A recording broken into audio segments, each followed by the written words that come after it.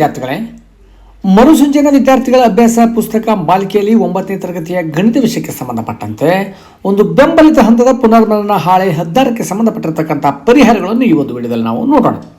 ಪುನರ್ಮನನ ಹಾಳೆ 16 ಏನಿದೆ ಅಂದರೆ ಇದು ತ್ರಿಭುಜಗಳಿಗೆ ಸಂಬಂಧಪಟ್ಟಿರತಕ್ಕಂಥ ಒಂದು ಹಾಳೆಯಾಗಿದೆ ಅಂತ ಹೇಳ್ಬೋದು. ಇಲ್ಲಿ ಬರ್ತಕ್ಕಂಥ ಕಲಿಕಾ ಫಲಗಳು ಅಂತಂದರೆ ಬಾ ಬಾ ಬಾ ಅಂದರೆ ಬಾಹು ಬಾಹು ಬಾಹು ಮತ್ತು ಬಾಕೋಬ ಕೋಬಾಕೋ ಲಂಕಬ ಇವುಗಳನ್ನಾಧರಿಸಿ ಸರ್ವಸಮತಿಯನ್ನು ವಿವರಿಸುವುದು.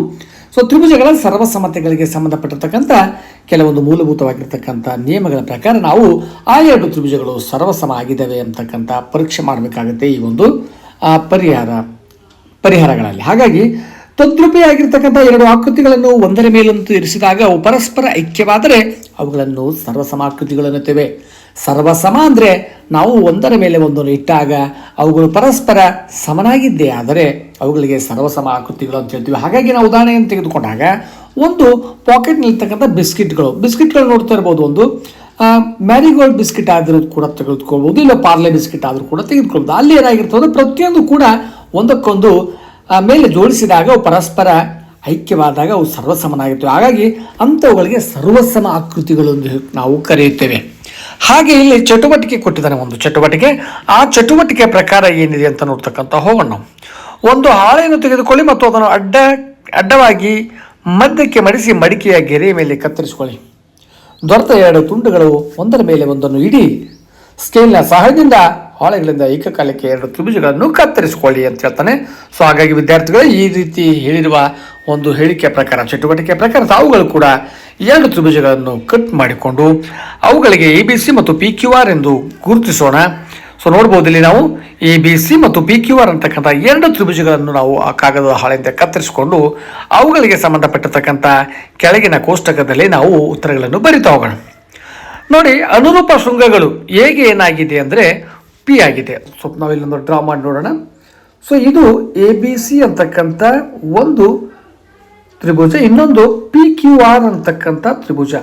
ಇಲ್ಲಿ ನಾವು ಅನುರೂಪ ಶೃಂಗಗಳನ್ನು ಬರೆದಾಗ, ಸೊ ಒಂದರ ಮೇಲೆ ಒಂದು ಇಟ್ಟಾಗ ಅವು ಪರಸ್ಪರ ಐಕ್ಯವಾದಾಗ ಇರ್ತಕ್ಕಂಥ ಶೃಂಗಗಳು ಯಾವುದು ಅಂದಾಗ ಹೇಗೆ ಏನಾಗಿದೆ P ಆಗಿದೆ, ಇಲ್ಲಿ ಕೊಟ್ಟಿದ್ದಾನೆ. ಹಾಗೆ Bಗೆ Q, Cಗೆ R ಅಂತಕ್ಕಂಥದ್ದು ಇಲ್ಲಿ ನಾವು ಬರೆದಿದ್ದೀವಿ. ಹಾಗೆ ಅನುರೂಪ ಬಾಹುಗಳು ಅಂದಾಗ AB ಬಾಹುಗೆ ನಾವು ಇಲ್ಲಿ PQ ಆಗುತ್ತೆ, BC ಬಾಹುಗೆ QR ಆಗುತ್ತೆ, ಹಾಗೂ AC ಬಾಹುಗೆ ನಾವೇನು ಮಾಡ್ತೀವಿ PR ಬಾಹುಗಳೆಂದು ನಾವು ಇಲ್ಲಿ ಉತ್ತರವನ್ನು ಕೂಡ ಬರೆದಿದ್ದೀವಿ, ತಾವುಗಳು ಗಮನಿಸಬಹುದಾಗಿದೆ. ನಂತರದಲ್ಲಿ ಅನುರೂಪ ಕೋನಗಳು Aಗೆ P ಕೋನಗಳಾದರೆ Bಗೆ Q ಮತ್ತು Cಗೆ R ಅಂತಕ್ಕಂಥ ಅನುರೂಪ ಕೋನಗಳನ್ನು ಇಲ್ಲಿ ಬರೆದಿವಿ. ಅಂದರೆ ಇಲ್ಲಿರ್ತಕ್ಕಂಥ ನಿಯಮ ಯಾವುದು ಅನ್ನೋದ್ರ ಬಗ್ಗೆ ನಾವು ನೋಡ್ತಾ ಹೋಗಬೇಕಾಗುತ್ತೆ. ನೋಡಿ, ಈ ರೀತಿಯ ಎರಡು ತ್ರಿಭುಜಗಳನ್ನು ಹೋಲಿಸಿದಾಗ 9 ಅಂಶಗಳನ್ನು ಗಮನಿಸಬಹುದಾಗಿದ್ದು ಯಾವ್ಯಾವ ಅಂತಂದರೆ ಅನುರೂಪ ಶೃಂಗಗಳು 3, ಅನುರೂಪ ಬಾಹುಗಳು 3, ಅನುರೂಪ ಕೋನಗಳು 3 ಅನ್ನು ನಾವು 9 ಅಂಶಗಳು ಗಮನಿಸಬಹುದು. ಆದರೆ ಶೃಂಗಗಳು ಎಂದರೆ ಬಿಂದುವಿಗೆ ಉದ್ದ, ಅಗಲ ಇತ್ಯಾದಿ ಯಾವುದೇ ಅಳತೆಗಳು ಇಲ್ಲವಾದ್ದರಿಂದ ನಾವು ಒಂದು ತ್ರಿಭುಜದ 3 ಕೋನಗಳು ಮತ್ತು 3 ಬಾಹುಗಳನ್ನು ಮತ್ತೊಂದು ತ್ರಿಭುಜದ ಅನುರೂಪವಾಗಿರ್ತಕ್ಕಂಥ 3 ಕೋನಗಳು ಮತ್ತು 3 ಬಾಹುಗಳ ಅಳತೆಯೊಂದಿಗೆ ಹೋಲಿಸುತ್ತೇವೆ.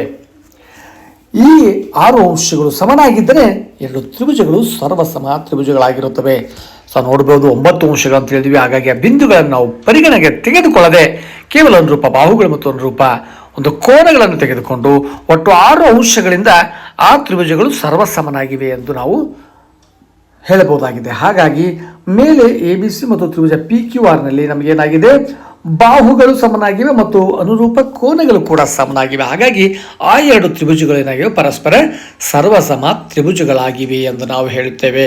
ಹಾಗಾಗಿ ಇದು ಬಾಹುಗನುಗುಣವಾಗಿರ್ಬೋದು ಮತ್ತು ಕೋನಗಳಿಗೆ ಅನುಗುಣವಾಗಿ ಕೂಡ ನಾವು ಎರಡು ರೀತಿಯ ಸರ್ವಸಮ ತ್ರಿಭುಜಗಳೆಂದು ನಾವು ಹೇಳಬಹುದಾಗಿದೆ. ಇನ್ನು ಮುಂದಿನ ಚಟುವಟಿಕೆ 2 ತೆಗೆದುಕೊಂಡಾಗ ನೋಡಿ, ಕೆಳಗಿನ ತ್ರಿಭುಜಗಳಲ್ಲಿ ಅನುರೂಪ ಬಾಹುಗಳು ಮತ್ತು ಅನುರೂಪ ಕೋನಗಳನ್ನು ಗುರುತಿಸಿ ಕೆಳಗೆ ನೀಡಿರ್ತಕ್ಕಂಥ ಜಾಗದಲ್ಲಿ ಬರೆಯಿರಿ. ಇಲ್ಲಿ ABC ತ್ರಿಭುಜದಲ್ಲಿ ABCಯ ಕೋನಗಳು ಕೊಟ್ಟಿದ್ದಾನೆ ಮತ್ತು ಅನುರೂಪ ಬಾಹು AB, BC ಮತ್ತು AC. ಅದೇ ರೀತಿ DF ತ್ರಿಭುಜದಲ್ಲಿ ಕೂಡ ನಮಗೆ ಅನುರೂಪ ಕೋನಗಳು ಕೊಟ್ಟಿದ್ದಾನೆ, ಅನುರೂಪ ಬಾಹುಗಳು ಕೊಟ್ಟಿದ್ದಾನೆ. ಅದನ್ನು ತೆಗೆದುಕೊಂಡು ಈ ಕೋಷ್ಟಕದಲ್ಲಿ ಉತ್ತರಗಳನ್ನು ಬರಿತಾ ಹೋಗೋಣ. ಅನುರೂಪ ಬಾಹುಗಳು ಯಾವುದು ಅನ್ನೋದು ಇಲ್ಲಿ ಮೊದಲಿಗೆ ನೋಡ್ಕೊಂಡ 3 ಸೆಂಟಿಮೀಟರ್ ಇರ್ತಕ್ಕಂಥ AB ಮತ್ತು DE, 6 ಸೆಂಟಿಮೀಟರ್ ಇರ್ತಕ್ಕಂಥ BC ಮತ್ತು ಎಫ್ ಹಾಗೆ ಇನ್ನೊಂದು ಏನಾಗಿದೆ ಎ ಸಿ ಮತ್ತು ಡಿ ಎಫ್ ಅಂತಕ್ಕಂಥ ಅನುರೂಪ ಬಾಹುಗಳು ಮತ್ತು ಶೃಂಗಗಳು ಯಾವುದು ಅಂದರೆ ಅನುರೂಪ ಎಗೆ ಡಿ, ಬಿಗೆ ಇ, ಸಿಗೆ ಎಫ್ ಅಂತಕ್ಕಂಥದ್ದನ್ನು ಇಲ್ಲಿ ಬರೆದಿದ್ದೀವಿ, ತಾವುಗಳು ಗಮನಿಸಬಹುದಾಗಿದೆ. ನೋಡಿ, ಅನುರೂಪ ಬಾಹುಗಳು ಎ ಬಿ ಮತ್ತು ಡಿ, ಬಿ ಸಿ ಮತ್ತು ಇ ಎಫ್, ಎ ಸಿ ಮತ್ತು ಡಿ ಎಫ್ ಅನುರೂಪ ಕೋನಗಳು. ಎಗೆ ಡಿ ಆದರೆ ಬಿಗೆ ಇ ಮತ್ತು ಸಿಗೆ ಎಫ್ ಅಂತಕ್ಕಂಥ ಕೋನಗಳಾಗಿದ್ದಾವೆ. ಹಾಗಾಗಿ ನಾವು ತ್ರಿಭುಜದ ಒಂದು ಬಾಹು ಇನ್ನೊಂದು ನೋಡ್ಬೋದು, ಡೆಫಿನೇಷನ್ ನೋಡ್ಬೋದು, ತ್ರಿಭುಜದ ಒಂದು ಬಾಹು ಇನ್ನೊಂದು ತ್ರಿಭುಜದ ಒಂದು ಬಾಹುವಿಗೆ ಸಮನಾಗಿದ್ದರೆ ಅಥವಾ ಐಕ್ಯವಾಗುವಂತಿದ್ದರೆ ಅಥವಾ ಸಮಾನುಪಾತದಲ್ಲಿದ್ದರೆ ಆ ಎರಡು ಬಾಹುಗಳನ್ನು ಅನುರೂಪ ಬಾಹುಗಳು ಎನ್ನುತ್ತೇವೆ ಅಂತಕ್ಕಂಥದ್ದು. ಇದಾದ ನಂತರ ಈಗ ಬಾಹು ಸರ್ವಸಮತೆ ನಿಬಂಧನೆಯನ್ನು ನೋಡಿದಾಗ ಒಂದು ತ್ರಿಭುಜದ ಮೂರು ಬಾಹುಗಳು ಇನ್ನೊಂದು ತ್ರಿಭುಜದ ಮೂರು ಅನುರೂಪ ಬಾಹುಗಳಿಗೆ ಸಮನಾಗಿದ್ದರೆ ಆ ಎರಡು ತ್ರಿಭುಜಗಳು ಸರ್ವಸಮನಾಗುತ್ತದೆ. ಅಂದರೆ ಇಲ್ಲಿ ಬಾಹುಗಳಿಗೆ ಸಂಬಂಧಪಟ್ಟಂತೆ ನೋಡಿದಾಗ ಬಾಹು. ಸೊ ಒಂದು ತ್ರಿಭುಜದ ಮೂರು ಬಾಹುಗಳು ಇನ್ನೊಂದು ತ್ರಿಭುಜದ ಮೂರು ಅನುರೂಪ ಬಾಹುಗಳಿಗೆ ಸಮನಾಗಿದ್ದೆ ಆದರೆ ಆ ಎರಡು ತ್ರಿಭುಜಗಳು ಪರಸ್ಪರ ಸರ್ವ ಸಮನಾಗಿರುತ್ತವೆ ಅಂತಕ್ಕಂಥದ್ದು. ಹಾಗಾಗಿ ಇಲ್ಲಿ ಕೊಟ್ಟಿರ್ತಕ್ಕಂಥ ಎ ಬಿ ಸಿ ಮತ್ತು ಡಿ ಎಫ್ನ ಒಂದು ಅನುರೂಪ ಬಾಹುಗಳನ್ನು ಪಟ್ಟಿ ಮಾಡಿದ್ದೀವಿ. ಎ ಬಿಗೆ ಡಿ, ಬಿ ಸಿಗೆ ಇ ಎಫ್ ಮತ್ತು ಎ ಸಿಗೆ ಡಿ ಎಫ್ಗಳು ಏನಾಗಿದ್ದಾವೆ, ಇಲ್ಲಿ ಅನುರೂಪ ಬಾಹುಗಳಾಗಿದ್ದಾವೆ. ಹಾಗಾಗಿ ಅವೆರಡು ತ್ರಿಭುಜಗಳು ಪರಸ್ಪರ ಸರ್ವಸಮ ತ್ರಿಭುಜಗಳು. ಸರ್ವಸಮ ತ್ರಿಭುಜ ಅಂತಂದಾಗ ಸರ್ವಸಮಕ್ಕೆ ಸಂಕೇತವನ್ನು ಕೂಡ ನಾವು ತೋರಿಸ್ತೀವಿ. ಏನಿದೆ ಸರ್ವಸಮ ಅಂದಾಗ ಈಗ ಇದು ಸರ್ವಸಮದ ಸಂಕೇತವಾಗಿದೆ ಅಂತ ನಾವು ಹೇಳ್ಬೋದು. ಇದು ಏನಾಗಿದೆ, ಸರ್ವಸಮದ ಸಂಕೇತ. ಹಾಗಾಗಿ ತ್ರಿಭುಜ ಎ ಬಿ ಸಿ ಮತ್ತು ತ್ರಿಭುಜ ಡಿ ಎಫ್ಗಳು ಏನಾಗಿದ್ದಾವೆ ಅಂತಂದರೆ ಸರ್ವಸಮನಾಗಿದ್ದಾವೆ ಎಂದು ನಾವು ಇಲ್ಲಿ ಬರೆದಿದ್ದೀವಿ, ತಾವುಗಳು ಗಮನಿಸಬೇಕು. ಇನ್ನು ಮುಂದಿನ ನಿಬಂಧ ಯಾವುದಾಗಿದೆ, ಬಾಹು ಕೋನ ಸರ್ವಸಮತೆಯ ನಿಬಂಧನೆ. ಅಂದರೆ ಇಲ್ಲಿ ತ್ರಿಭುಜ ಎ ಬಿ ಸಿ ಮತ್ತು ತ್ರಿಭುಜ ಡಿ ಎಫ್ಗಳನ್ನು ನಾವು ಹೋಲಿಕೆ ಮಾಡಿ ನೋಡಿದಾಗ ಇಲ್ಲಿರ್ತಕ್ಕಂಥ ಕೋನ ಬಿಗೆ ಕೋನ ಇ ಏನಾಗಿದೆ, ಅನುರೂಪ ಕೋನವಾಗಿದೆ. ಹಾಗೆ ಸಿಗೆ ಕೋನ ಎಫ್ ಅಂತಕ್ಕಂಥ 236 ಡಿಗ್ರಿಗಳಿವೆ, ಅವು ಕೂಡ ಅನುರೂಪ ಕೋನಗಳಾಗಿದೆ. ಮತ್ತು ಬಿ ಸಿ ಮತ್ತು ಇ ಎಫ್ ಅಂತಕ್ಕಂಥದ್ದು ಏನಾಗಿದೆ, ಇಲ್ಲಿ ಅನುರೂಪ ಬಾಹು ಆಗಿದೆ ಅಂತಕ್ಕಂಥದ್ದನ್ನು ನಾವಿಲ್ಲಿ ಬರೆದಿದ್ದೇವೆ, ತಾವು ಗಮನಿಸಬೇಕು.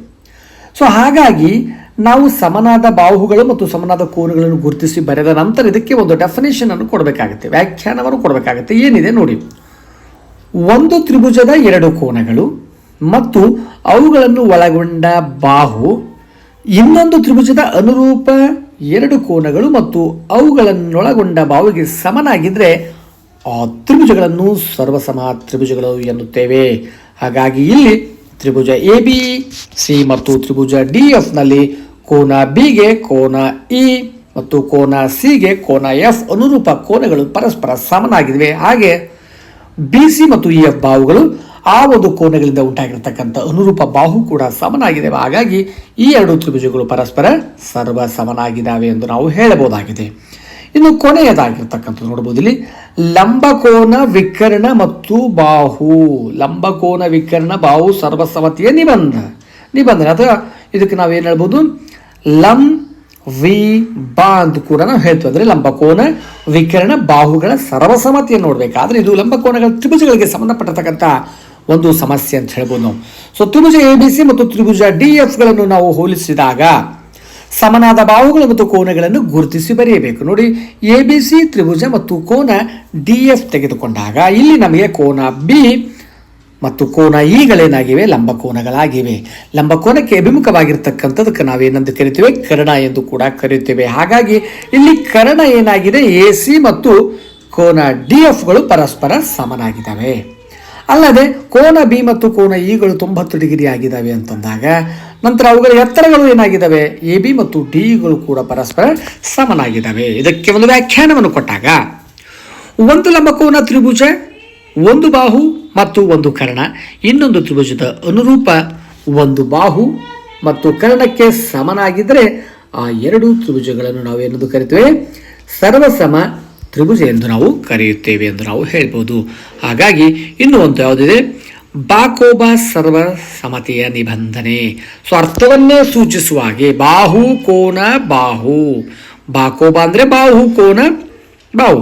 So Tribhuja A B C ಮತ್ತು ತ್ರಿಭುಜ ಡಿ ಎಫ್ಗಳನ್ನು ನಾವು ಹೋಲಿಕೆ ಮಾಡಿ ಇಲ್ಲಿ ಕೋನ ಎ ಮತ್ತು ಡಿಗಳು ಏನಾಗಿವೆ, ಅನುರೂಪ ಕೋನಗಳು ಸಮನಾಗಿವೆ ಮತ್ತು ಅನುರೂಪ ಬಾಹುಗಳು ಆ ಕೋನದಿಂದ ಉಂಟಾಗಿರ್ತಕ್ಕಂಥ ಎರಡು ಬಾಹುಗಳು ಎ ಬಿ ಮತ್ತು ಡಿ, ಎ ಸಿ ಮತ್ತು ಡಿ ಎಫ್ಗಳು ಪರಸ್ಪರ ಸಮನಾಗಿವೆ ಎಂದು ಬರೆದಾಗ ಇದಕ್ಕೆ ಸಂಬಂಧಪಟ್ಟಿರ್ತಕ್ಕಂಥ ಒಂದು ವ್ಯಾಖ್ಯಾನ ಅಂದರೆ ಒಂದು ತ್ರಿಭುಜದ ಎರಡು ಬಾಹುಗಳು ಮತ್ತು ಅವುಗಳ ನಡುವಿನ ಕೋನವು ಇನ್ನೊಂದು ತ್ರಿಭುಜದ ಎರಡು ಬಾಹುಗಳು ಮತ್ತು ನಡುವಿನ ಕೋನಕ್ಕೆ ಸಮನಾಗಿದ್ದರೆ ಆ ಎರಡೂ ತ್ರಿಭುಜಗಳು ಏನಾಗಿವೆ, ಸರ್ವಸಮ ತ್ರಿಭುಜಗಳು ಆಗಿವೆ ಅಂತಕ್ಕಂಥದ್ದು ಇದು ಒಂದು ವ್ಯಾಖ್ಯಾನವಾಗಿದೆ. ಹಾಗಾಗಿ ಇಲ್ಲಿ ತ್ರಿಭುಜ ಎ ಬಿ ಸಿ ಮತ್ತು ತ್ರಿಭುಜ ಡಿ ಎಫ್ಗಳು ಕೂಡ ಸರ್ವಸಮ ತ್ರಿಭುಜಗಳಾಗಿವೆ. ಹಾಗಾಗಿ ಈ ಒಂದು ವಿಡಿಯೋದಲ್ಲಿ ನಾವೇನು ಮಾಡಿದ್ವಿ, ಆ ತ್ರಿಭುಜಗಳ ಸರ್ವಸಮತೆಯ ನಿಯಮಗಳನ್ನು ತಿಳಿದುಕೊಂಡಿದ್ದೇವೆ.